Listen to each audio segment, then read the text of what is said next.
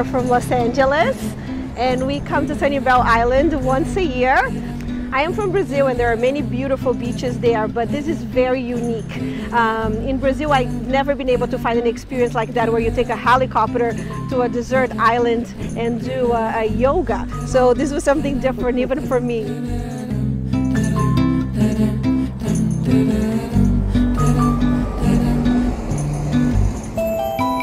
We were looking for a way to incorporate the beauty of Southwest Florida, the Gulf of Mexico, the beautiful beaches, with the beautiful and centering experience of yoga and the equally beautiful and centering experience of flying.